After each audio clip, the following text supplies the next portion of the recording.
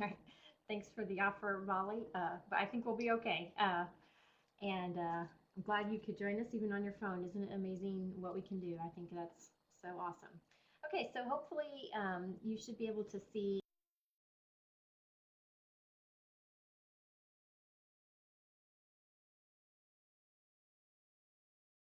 my screen is just on my big campus at the moment. As we're getting started, the first thing I wanted to do is just introduce myself. For those of you I don't know very well, my name is Rachel Porter. I am the Digital Curriculum Integration Specialist for Southwest Park Schools.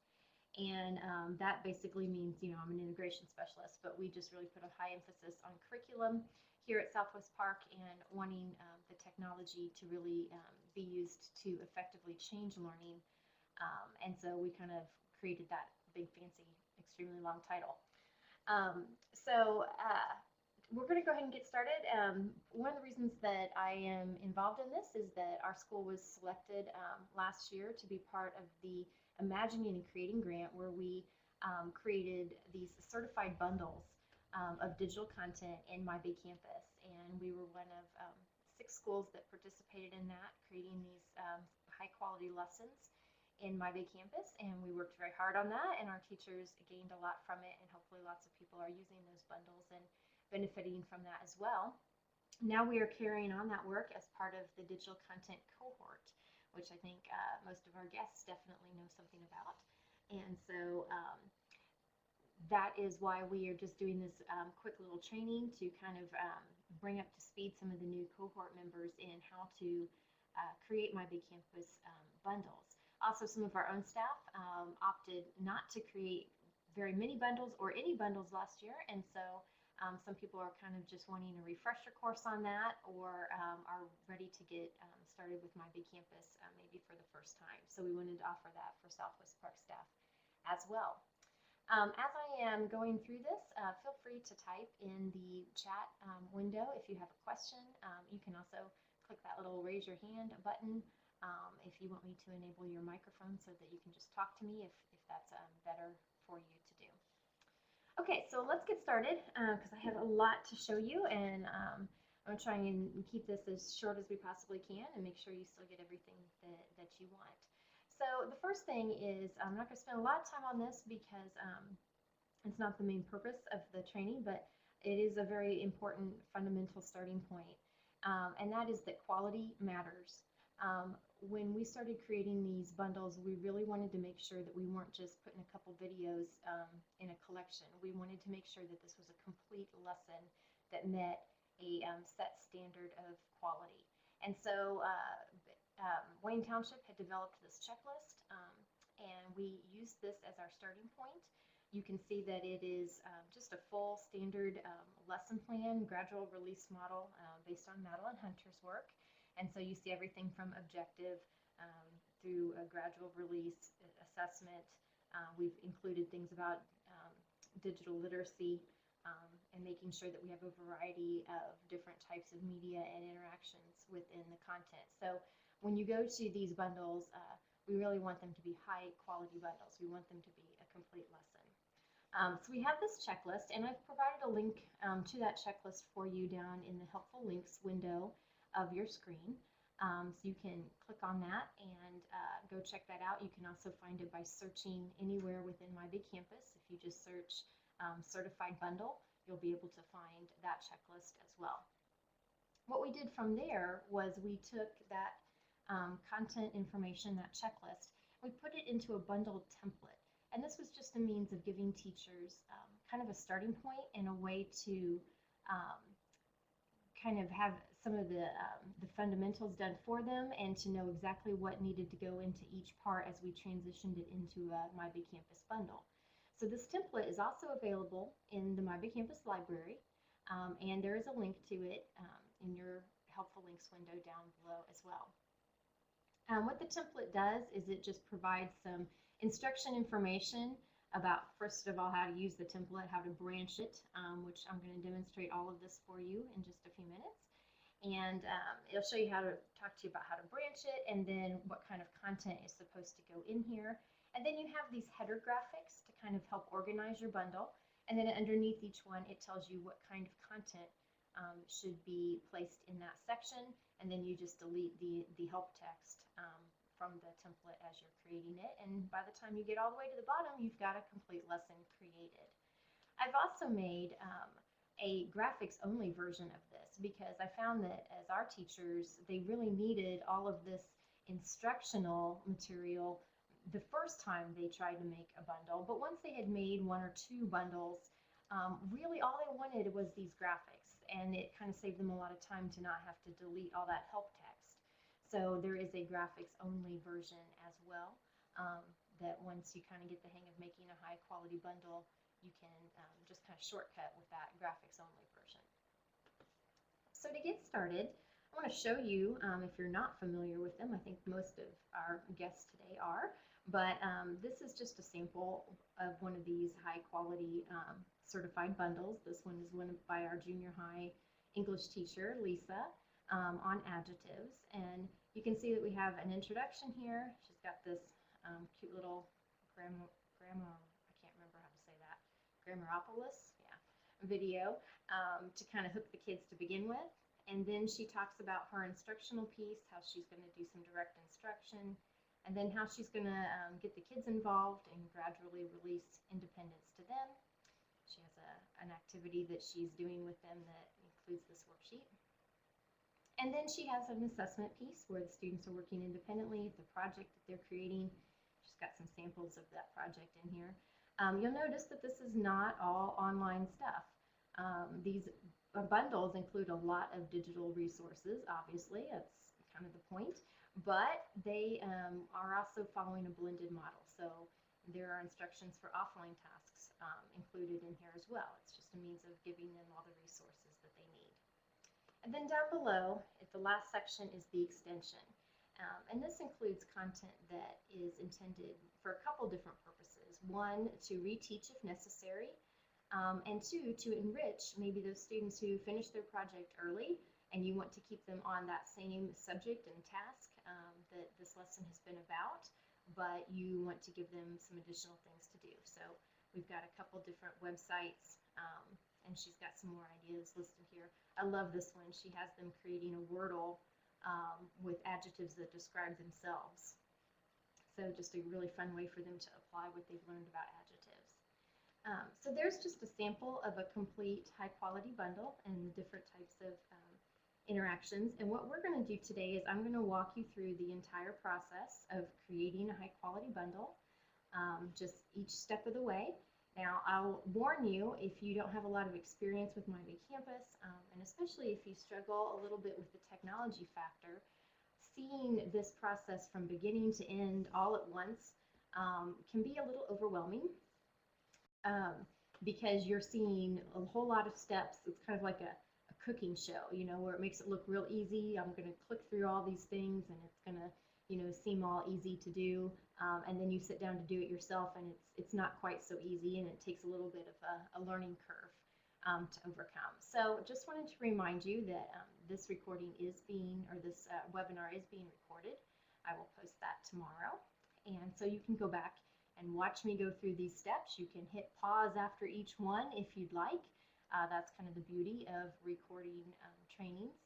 And that can kind of just walk you through as you work on creating your own bundles. I'm also going to give you at the end some resources that you can go to that will help refresh your memory on the things I'm going to show you today. But if you've never seen the process of building a bundle from start to finish, just wanted to warn you not to be too overwhelmed as we walk through this. It really isn't as hard as it looks. You're just going to see a whole lot of steps in a short amount of time today. Okay, so we're going to start, and I'm going to branch the graphics only one, since I'm going to be kind of giving you verbally all the instructions of what goes in each section. I don't want to have to spend our time deleting all that help text, so I'm going to use this version of the template. And my first step is to do what we call branching it. Over here there's a blue button that says branch, and that is just My Big Campus's term for making a copy of it. If you click this branch button, give it a second to load, it's just going to make a duplicate of the bundle, and it will say, let's It's loading it all in there. Okay.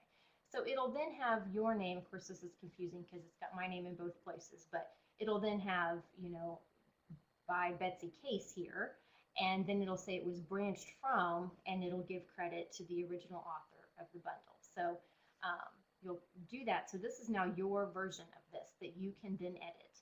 And by doing so, you're not affecting my original template at all because you've made yourself a new copy of this. So everything copies over except for the cover art. You will have to put new cover art on, which is fine because you don't want the cover art that was there originally anyway. So we're going to click Edit. And this is going to take us into the editing mode for this bundle. So we're on the Information tab, and this shows just 4 different things that we need to complete. First, we need to give this a title. And I'm going to make a bundle today on passive and active voice. I'll do a language arts bundle in honor of our guest, Julia. Hopefully, I don't make a fool of myself with that because I am a science teacher. But in the objective box right here, we are going to write exactly what it sounds like. And right here in the template, it kind of gives you a heads up about what kind of information that you want to put in here. It says replace this text with statements that identify what the students will learn or be able to do as a result of this lesson. Make sure you use kid-friendly language. So I'm going to delete that help text. And we're going to write a nice students will statement.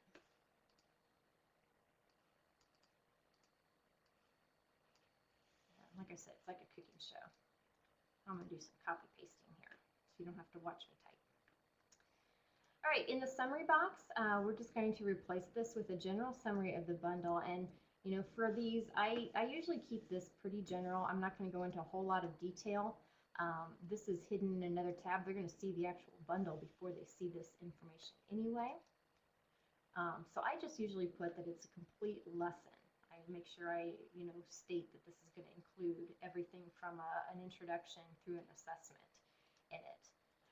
One other thing that we like to do when we're creating bundles that we're going to publish and share with others is sometimes we put a little note if it's going to contain any information or any resources that are paid subscription services, something like this. We did allow teachers, and we continue to allow teachers to include those in their bundles because that's what's most helpful for them. But we just wanted to kind of give everyone a heads up that some of the links in the bundle may not be accessible to them if they don't have a subscription to, say, BrainPop or something like that. This bundle I'm going to create with you today does not have anything like that. It's going to be entirely free content. So I'm going to take that note back out.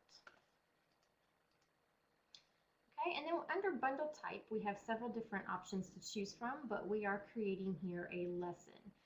This is intended to be used both as the direct instruction piece, kind of in place of like a PowerPoint, the teacher might have used in the past, but also for the students to be able to access information and follow links and interact with. So we're going to leave it set on lesson, but you do have several different options right there. Okay, so I'm going to click on Save Bundle. This blue Save Bundle button kind of needs to become your very best friend. You just never know. I mean, we've all worked hard on something and then lost it. At least I hope I'm not the only one who has done that. And so you just want to make sure that after you make a change that you click that Save Bundle button.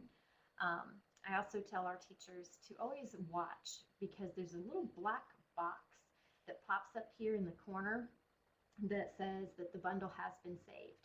And if your network is slow, if your computer is slow, sometimes it takes a minute for that black box to show up. And if you click save and then quickly navigate someplace else, you really could lose your content. So you really want to watch for that black box to pop up and make sure that your content has been saved. Okay, so when I clicked that, it moved us to the content tab. And now we see these graphics are in here, and we can see that we have a lot of editing options as well. Okay, so we need to start with our introduction. We need something that is going to hook our students and kind of draw them into the lesson and connect to some prior knowledge perhaps. and kind of get this lesson kicked off to a good start. So there's a couple things you can do. You can click on Edit Text, and that will open up the text box that this graphic is in so that you can then type under it if you'd like. Okay? But in this case, I'm going to close that because I'm going to add a video under here that I want to use as my introduction, as my hook. So I'm going to come over here to Select Type of Content. I have a drop-down menu, and I have a ton of options in here. For today's purposes of kind of going over an introduction of how to build a bundle, I'm only going to use a couple of these, mainly the MVC library one, which is probably what you would use the most as well.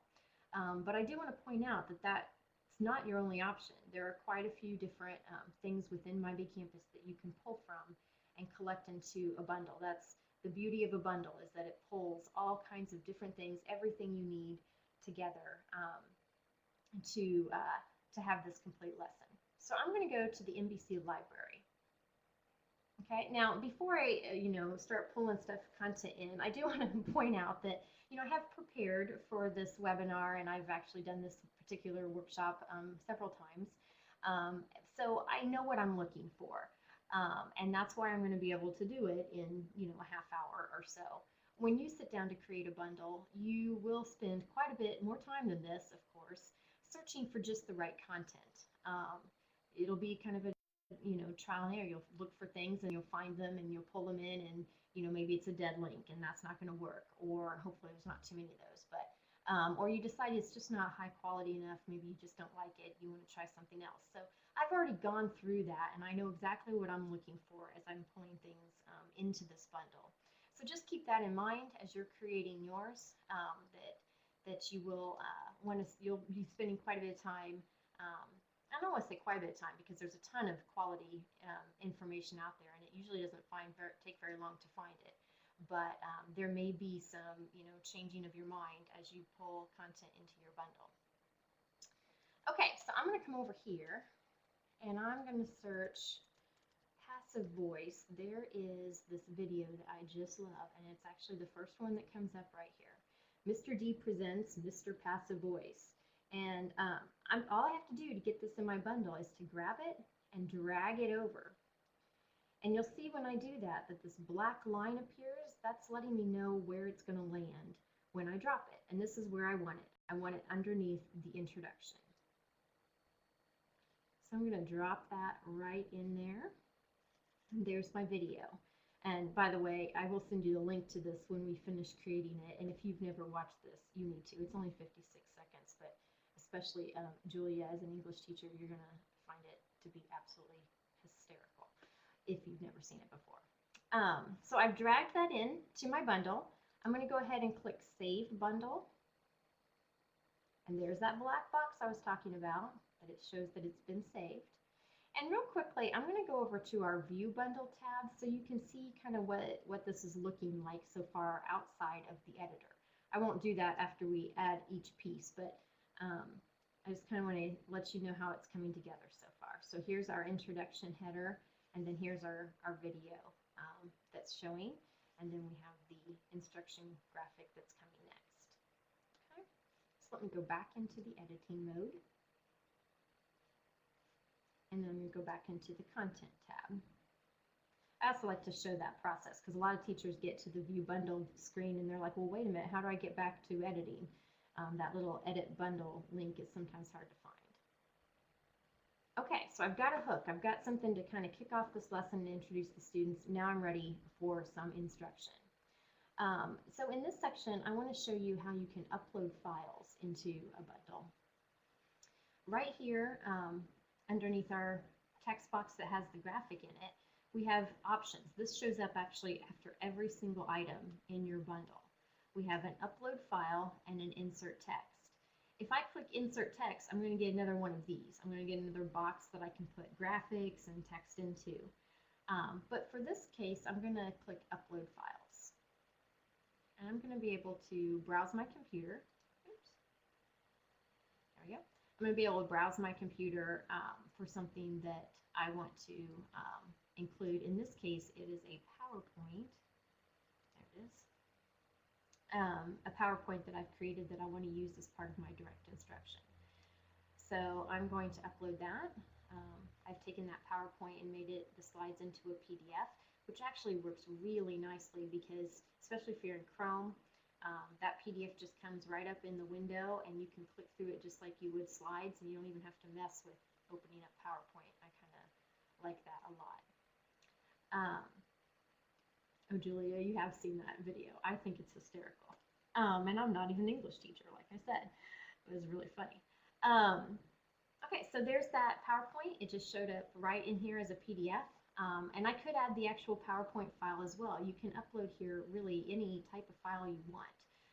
You just need to be mindful that if you upload, say a Keynote file from a Mac, people who don't have Keynote are not going to be able to open that file. So I like to make things into something universal that anybody who's using this bundle will be able to take advantage of. So there's something I'm going to use for the direct instruction part.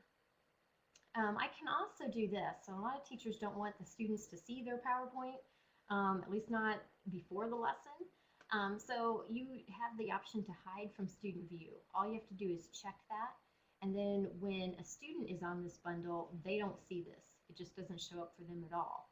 Anytime a teacher is on the bundle, anyone with a teacher status account in MyBigCampus will see this. So that's an option that you have as well.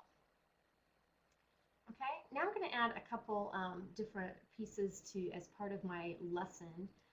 Again, I'm going to go to MyBigCampus library, and I'm going to say that I'm starting my lesson with a piece on active voice, and I want to use this Grammar Girl website. This actually contains a podcast of a little mini lesson about active voice. It's really quite good.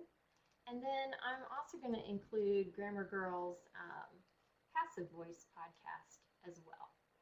So I just have those two website pieces that I can include. Now I've added a couple different things, so I'm going to click my save button just to make sure that nothing gets locked up or lost, or usually doesn't happen, but certainly could. So I'm just clicking that save button.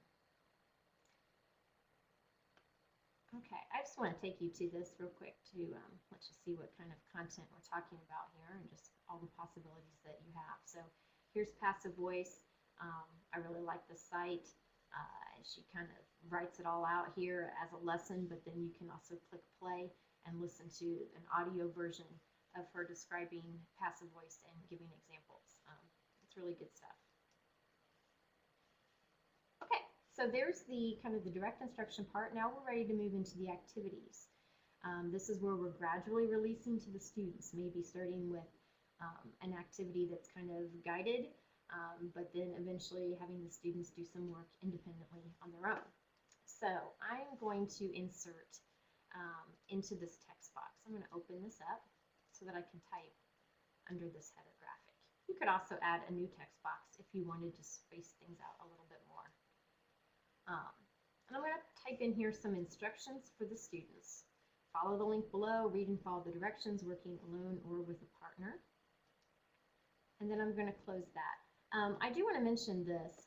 When you open up a text box, you always want to make sure you click that Done Editing Text.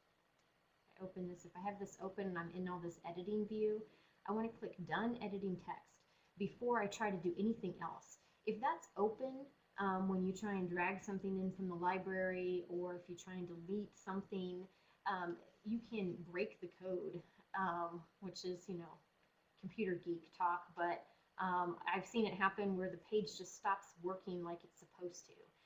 So you just want to be in the good practice of always clicking Done Editing Text, and that really helps you out a lot. Okay, so I have given them those instructions. Now I need to give them the link to the site that I want them to go do this activity on. So I'm going to go back again to MyBigCampus, and I'm going to search again passive voice. This time I'm looking for a site I found from Glencoe. Now, as I'm searching for that, all these things that I'm using here are already in the MyBigCampus library. And the amount of resources that they have is truly phenomenal and grows every single day. But certainly you can add things if there's something that's not in the My Big Campus library that you want to use. Maybe you are in love with Grammar Girl and no one's put her stuff in the My Big Campus library yet. You can certainly do that. You can add content to the library and then add it into your bundle. You can also, if I go back in here to this editing text, you can type text and then highlight it and use this little link button up here to paste the URL and turn that text into a hyperlink. It's kind of getting into some web authoring stuff, but it's really not that hard. Most people can handle that pretty well. So that's an option too. If you just want to highlight something, like follow this link, you could highlight that and then turn that into a hyperlink to the website that you want to use. And that would bypass the step of putting it into the My Big Campus library.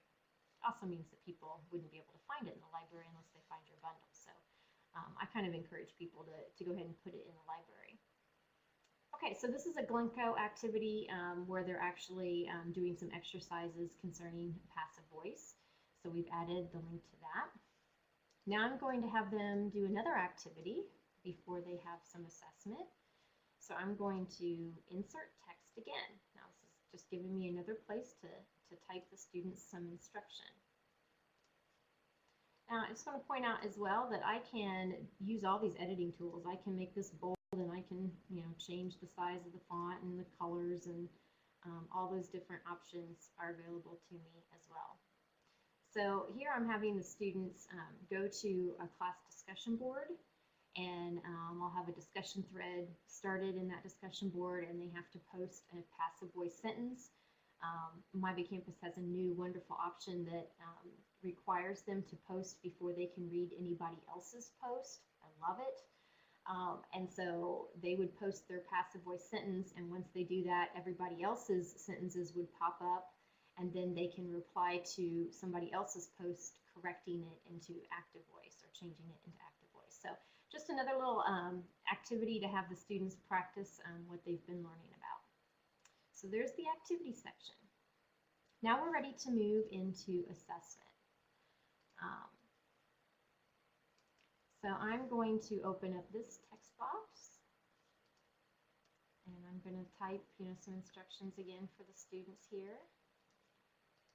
Now, I get really picky about these things. I want to have all my text, the right size, or the same size and all that. So I would probably go back and do some tweaking on this before I was done. But so we're going to have the students do a little 5-question quiz. I want to show you how to add My Big Campus schoolwork into your bundle.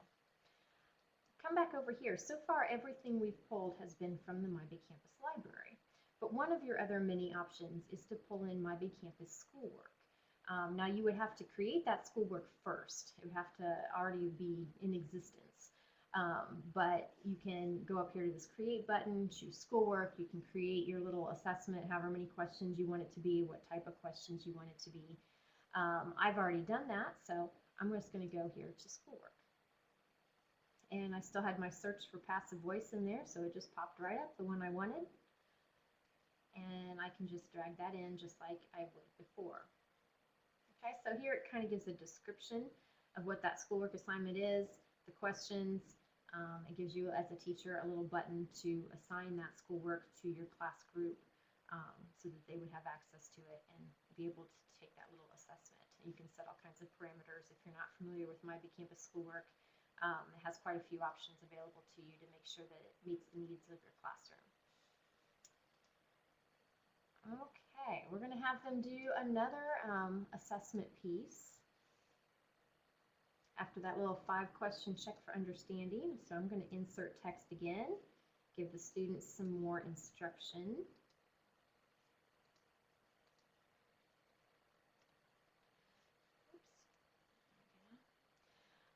So I'm going to have them then, we've been working on a draft of a short story. I'm going to have them check that for passive voice and do some editing on this, work in progress that we've been doing in class. And we're going to do that with the SAS Curriculum Pathways Writing Reviser this is another tool that I think is just absolutely amazing.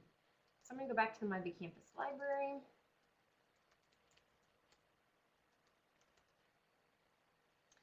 I'm going to find that, and I'm going to drag it in. So there we've just created another link to another website. If you have never checked this out, everybody needs to because it's so great.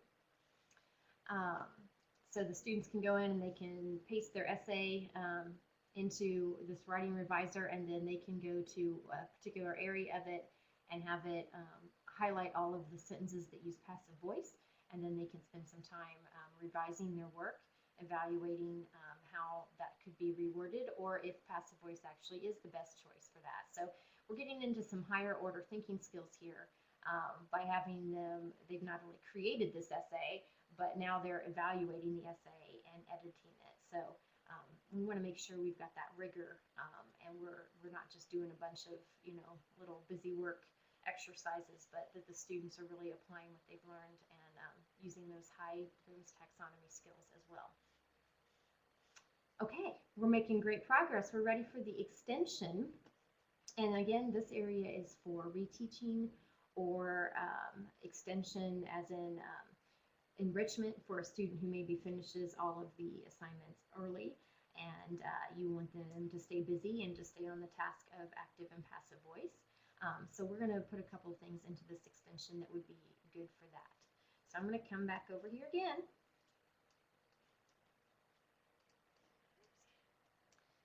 And I'm going to search active voice.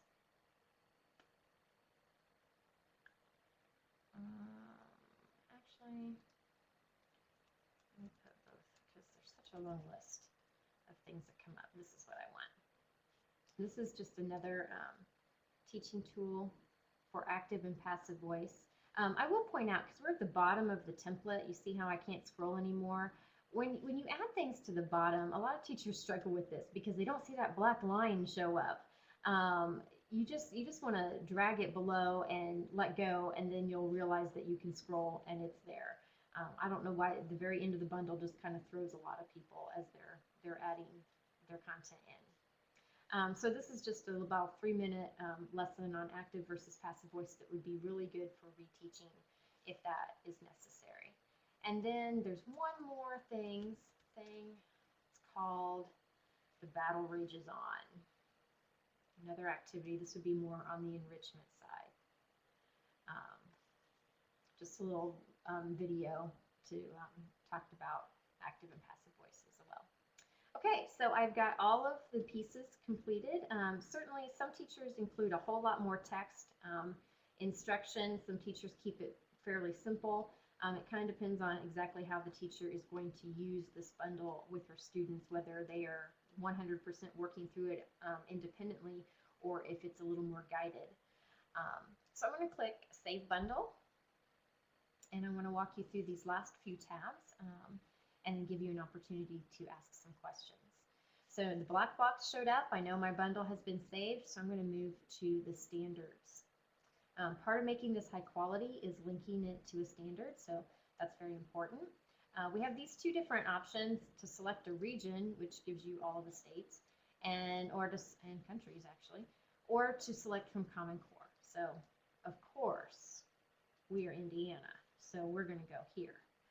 And we are going to select academic standards, and we're just going to keep drilling in here. So I'm going to click these little plus buttons next to the appropriate areas. English Language Arts. I've designed this to be at an 8th grade level, so I'm going to drill into 8th grade. And by the way, even though I am a science teacher, I did design this bundle under the guidance of some people who have taught English, so just want to throw that out there. This is writing, so we're going to drill into here. And this is in indicator 6, 1B. There it is. Again, I've looked that up before, so I knew where I was going, but you might have to spend some time reading. So to add that standard, all I have to do is click that green plus over here to the side, and that shows up then in the selected standards, and then I just need to save. Of course, I can add multiple standards if necessary. Yes, Molly, I agree because it was kind of ugly there for a while. It's like we had three different Indiana standards and you couldn't tell what was what until you really looked closely. So I am grateful that they've cleaned that up as well. Okay, we are almost done. We're going to move on to cover art now. This is just the little, let me click over here on this tab. This is just the little picture thumbnail that shows up when somebody looks for a bundle in the library or when they first go to a bundle. I personally think it's kind of important. Um, the graphic representation, the visual side of things is very important, not only to students, but honestly to adults as well. So it's important that you choose good cover art, and of course you want to practice good digital citizenship as well. So I have found an image that I liked online, and I have given a credit to it and made a screenshot of it. So you just need to save something to your computer first that you want to use here. And once you've done that, well, that's not it. You can tell I screenshot kind of a lot. There it is. This is what I want to use for my cover art. So you can see right here that I have added a link to the site that I found this image through, just practicing and modeling good digital citizenship for my students in doing so. Okay, so I've attached that and then I just click save. Again, this is another part where a lot of people kind of get thrown because they choose it and they think, okay, nothing happened. It's showing right here the image that I chose, the file name that I chose. And nothing's going to happen until I click save. And this is going to take a little longer. You notice it's still loading. There's my black box that shows that it has been successfully saved. And now it bumped me back to the content tab, which is fine. You can keep working on content. I think we're done creating that. So I'm going to move on to this collaborators tab. This is just an optional thing. If you had more than one teacher that wanted to work on creating a bundle together or have be able to edit it, you can search for somebody. I don't think I can't find Molly because she's out of my district. Do this. I can search for somebody, and there's our very own Betsy Case that's with us. So I can search for somebody and then click add, and they would show up over here under collaborators. I doubt that Betsy is going to use this active and passive voice bundle with her second grade students, but if I wanted to give her editing rights to this, I could. If I had given her editing rights and then I wanted to remove her as a collaborator, I would just click delete. I always like to mention that you do need to be careful listing people as collaborators because it's not the same as when you branch the bundle. They're not working in their own copy of it. They are working in the same copy of it as you are. And so if your collaborator friend deletes something, it's gone from the bundle. And so you do need to be careful listing people as collaborators and just making sure that they understand that. So save again. Okay, we have a publish button from here, but before I'm published, I'm going to go to view bundle so that I can kind of see our finished product here. So we have our introduction, we have our instruction where we include direct instruction resources like our lesson slides and some podcast lessons that students can listen through.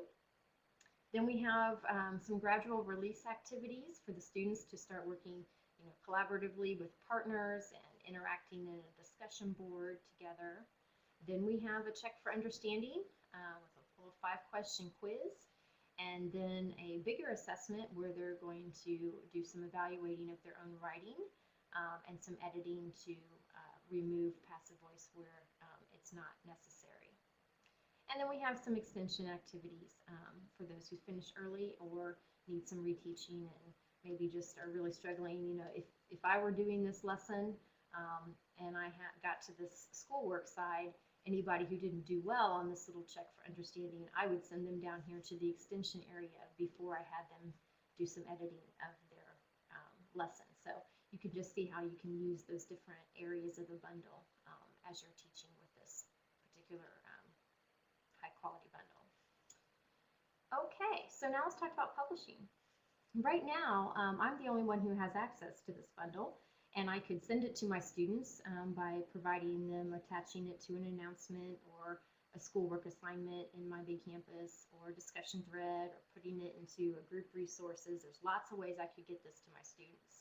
But it's not currently available for anybody outside of my district to use. It's not available in the My Big Campus library.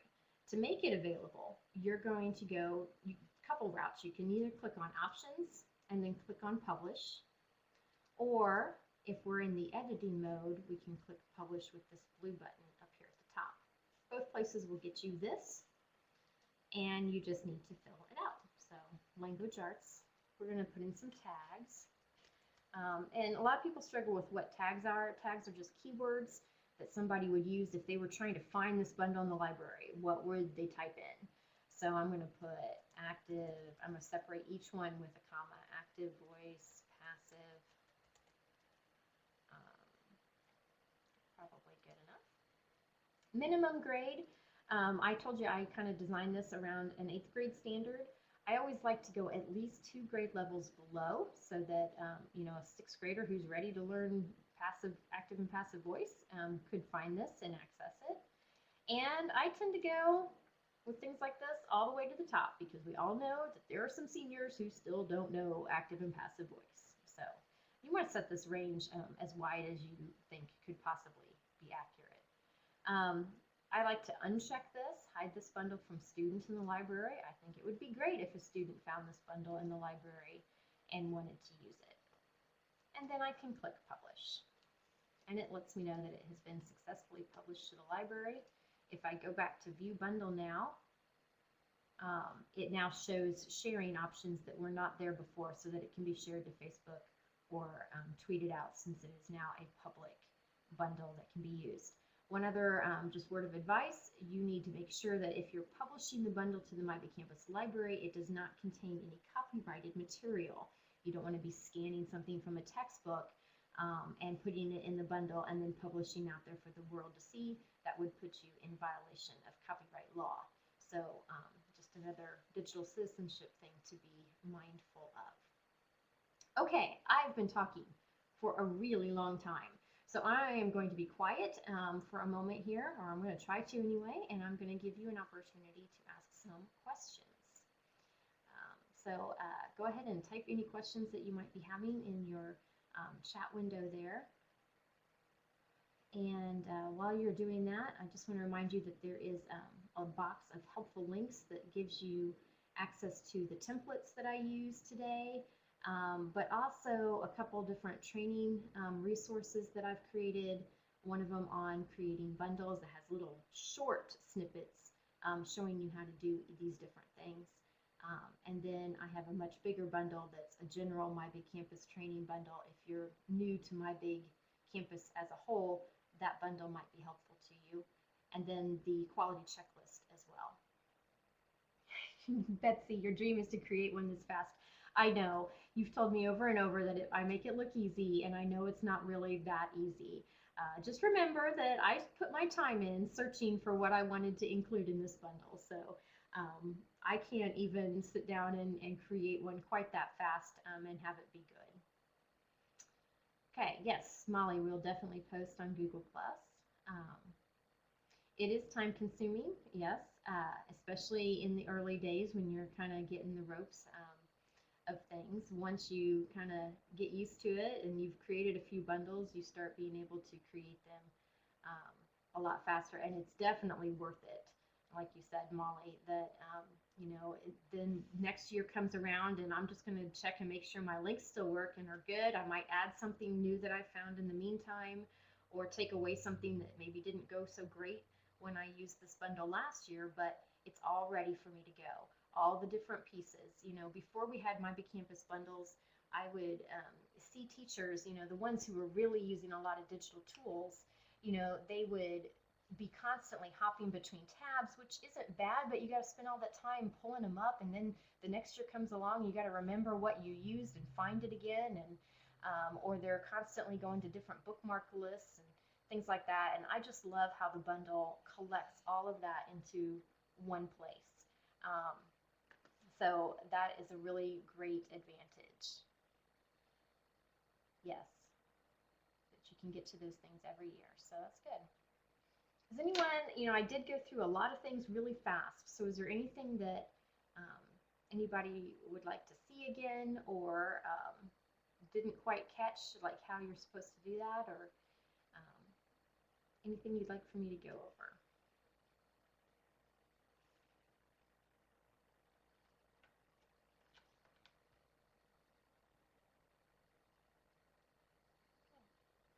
Thanks, Molly. I'm sure you could have done it just as well. I do want to again thank Julia and Molly, our guests, for joining us today, and hopefully the people who were not able to be with us live will be able to take advantage of the recording that we'll post tomorrow. And Julia, hopefully I'll get to see you again sometime soon, and Molly, I'm sure I will get to see you again sometime soon. Molly, you and I should get together for lunch sometime.